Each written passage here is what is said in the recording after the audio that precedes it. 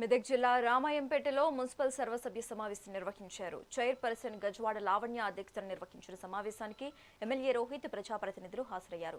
ఈ సమావేశంలో మున్సిపాలిటీలో నెలకొన్న సమస్యలపై చర్చించారు. ప్రధానంగా త్రాగునీటి సమస్య, రోడ్లు, డ్రైనేజీ సమస్యలపై చర్చించారు. మున్సిపాలిటీకి ప్రత్యేక నిధులు తీసుకువచ్చి అభివృద్ధి చేయాలని కౌన్సిల్ సభ్యులు విజ్ఞప్తి చేశారు. ఈ సందర్భంగా గత 10 సంవత్సరాలుగా రామాయంపేట మున్సిపాలిటీ అభివృద్ధి చేయలేదని, కాంగ్రెస్ ప్రభుత్వం ఏర్పడిన తరువాత నిధులు కేటాయించి అభివృద్ధి చేస్తున్నామని ఎమ్మెల్యే రోహిత్ అన్నారు.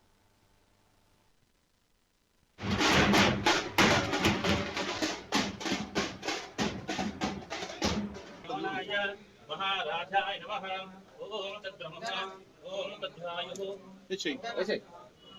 వైస్ చైర్మన్ ప్రకాష్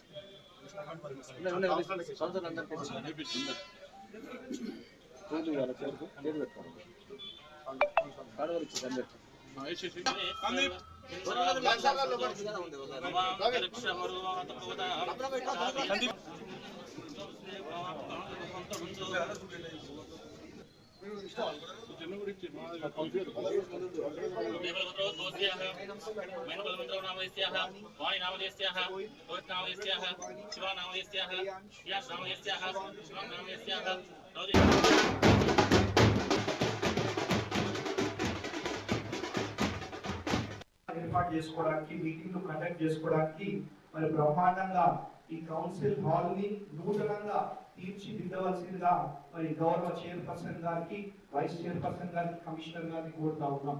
కొత్త మైక్ సెట్, కొత్త టేబుల్లు బ్రహ్మాండంగా ఉండే విధంగా మరి తీర్చిదిద్దాలని చెప్పి కోరుతా ఉన్నాం. మరి అదే కాకుండా మరి ఇవాళ మనం ఏదైతే మరి ఇవాళ మన కార్యాచరణ చూసుకుంటే మరి శానిటేషన్ మీద ఎక్కువ మనం కాన్సన్ట్రేట్ చేయడం జరిగింది. ఎందుకంటే మరి శానిటేషన్ లో భాగంగా మన చుట్టుపక్కల ఉన్న ప్రాంతాలను పరిశుభ్రంగా ఉంచుకోవడంతో పాటు దోమలను కానివ్వండి, వ్యాధులను కానివ్వండి